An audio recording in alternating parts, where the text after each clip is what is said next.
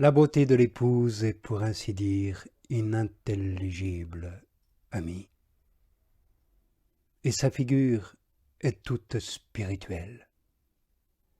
Elle est éternelle, image de l'éternité. Sa beauté, par exemple, c'est la charité. Et la charité, comme vous le lisez, ne passe jamais. C'est aussi la justice. Or, sa justice, est-il écrit, demeure dans les siècles des siècles. C'est encore la patience. Et tu lis également que la patience des pauvres ne périra pas pour toujours. Que dire de sa pauvreté volontaire, de son humilité? L'une n'est-elle pas promise au royaume éternel, l'autre à la gloire éternelle? À ce but tend aussi la sainte crainte du Seigneur qui subsiste dans les siècles des siècles. Et de même la prudence, la tempérance, la force et toutes les autres vertus. Toutes celles-là ne sont-elles pas comme autant de perles dans la parure de l'épouse qui brillent d'un éclat éternel? Je dis éternel car elles sont le siège et le fondement de l'éternité. En effet, il n'est dans l'âme aucun lieu pour la vie éternelle et bienheureuse, sinon par le moyen et l'intermédiaire des vertus. C'est pourquoi le prophète dit à Dieu, qui est assurément la vie bienheureuse en personne, la justice et le jugement sont l'appui de ton trône. Et l'apôtre dit que le Christ habite en nos cœurs, et non pas n'importe comment, mais avec cette précision, par la foi. C'est pourquoi l'Église, qui possède la promesse de la félicité à venir, prend soin entre-temps de se préparer, de s'orner d'une robe brodée d'or. Elle s'habille d'une variété de grâces et de vertus pour être digne et capable de recevoir la plénitude de la grâce. Par ailleurs, en ce qui concerne la beauté, je ne pourrais d'aucune manière comparer le ciel visible et corporel, bien que très beau en son genre par la variété des étoiles, de ses teintes, de ses couleurs. Non, je ne pourrais la comparer à cette variété spirituelle si admirable que l'épouse a reçue ici-bas avec sa première robe, vêtement, pour ainsi dire, de sa sanctification. Mais il y a un ciel du ciel, dont le prophète dit « Chantez un psaume au Seigneur, qui s'élève sur le ciel du ciel à l'Orient. » Et ce ciel est intelligible et spirituel. Celui qui a fait les cieux avec intelligence l'a créé et l'a établi pour l'éternité et en fait sa demeure. Ne va pas croire que la ferveur de l'épouse reste en deçà de ce ciel, où elle sait qu'habite son bien-aimé, car là où est son trésor, là aussi est son cœur. Oui, elle cherche à se conformer à ceux qui contemplent le visage par lequel elle soupire, et si pour le moment elle ne peut se joindre à eux dans la claire vision, elle s'efforce de leur ressembler dans la vie, par sa conduite, plus que par ses paroles.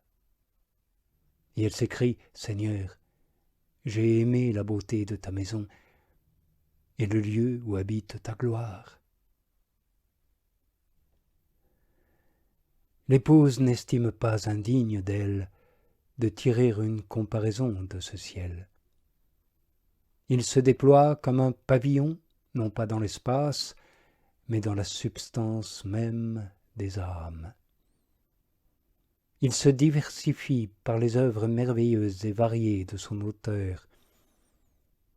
Il ne s'agit pas d'une variété de couleurs, comme le ciel terrestre, mais d'esprits bienheureux. En effet, le Créateur y a réparti les anges et les archanges, les vertus et les dominations, les principautés et les puissances, les trônes, les chérubins, les séraphins. Voilà les étoiles de ce ciel, voilà les broderies de ce pavillon. Tel est l'un des pavillons de mon Salomon, celui qui reflète le mieux toute la splendeur de sa gloire chatoyante. Mais ce vaste pavillon en renferme plusieurs autres, du même Salomon, car chaque esprit bienheureux et saint qui s'y trouve est un pavillon de Salomon en lui-même. Ils sont bienveillants en effet, et leur charité se déploie et parvient jusqu'à nous. Ils ne sont pas jaloux de la gloire qu'ils possèdent, mais ils nous la souhaitent.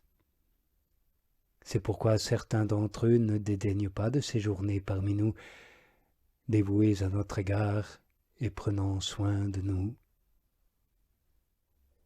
Ils sont tous des esprits chargés d'un ministère, envoyés pour servir ceux qui héritent du salut.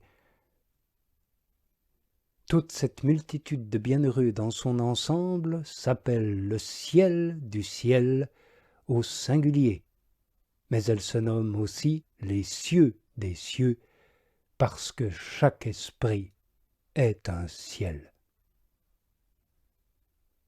C'est à chacun d'eux que s'applique cette parole, il déploie le ciel comme un pavillon. Vous voyez, je pense, ce que sont ces pavillons auxquels l'épouse se glorifie de ressembler, et à quel Salomon ils appartiennent. Considérez maintenant la gloire de celle qui se compare au ciel, un ciel d'autant plus glorieux qu'il est plus divin. Et ce n'est pas à tort qu'elle emprunte cette comparaison au lieu d'où elle tire son origine. Car si par son corps de chair, qu'elle tient de la terre, elle s'identifie à une tente de Kédar, pourquoi ne se glorifierait-elle pas aussi d'être semblable au ciel par son âme qui vient du ciel? Surtout lorsque sa vie témoigne de son origine et atteste la noblesse de sa nature et de sa patrie. Elle adore, elle vénère un seul Dieu, comme les anges. Comme eux, elle aime le Christ Jésus par-dessus tout. Elle est pure, comme les anges, et elle l'est dans une chair de péché et dans un corps fragile, ce que les anges n'ont pas. Enfin, elle cherche, et elle goûte les biens dont jouissent les anges, non les biens de la terre. Quel signe plus évident d'une origine céleste que celle-ci? Garder la ressemblance innée jusque dans la région de la dissemblance. Acquérir la gloire d'une vie pure sur cette terre d'exil et de misère. Bref, vivre comme un esprit dans un corps presque animal. Voilà bien les signes d'une puissance céleste, non terrestre. Ils montrent ouvertement qu'une âme capable de cela vient du ciel et a pour destinée d'y retourner. Mais écoute encore ces paroles encore plus explicites. J'ai vu, est-il écrit, la cité sainte, la Jérusalem nouvelle qui descendait du ciel d'auprès de Dieu, prête comme une épouse paraît pour son époux. Et l'apôtre Jean ajoute, « J'entendis alors, venant du trône, une voix forte qui disait, « Voici la tente de Dieu avec les hommes. Il habitera avec eux. » Et pourquoi ? Je pense que c'est pour se choisir une épouse parmi l'humanité. Mystère admirable. Il venait vers une épouse et il ne venait pas sans épouse. Il cherchait une épouse et l'épouse était avec lui. Y avait-il donc deux épouses ? Non, loin de là, car, dit-il, unique est ma colombe. Mais comme il voulait réunir plusieurs troupeaux de brebis en un seul, pour qu'il n'y ait qu'un seul bercail et un seul pasteur, de même, ayant dès l'origine pour épouse la multitude des esprits angéliques, il lui a plu de rassembler aussi une église d'entre les hommes. Il a voulu l'unir à l'église du ciel, pour qu'il n'y ait plus qu'une seule épouse et un seul époux.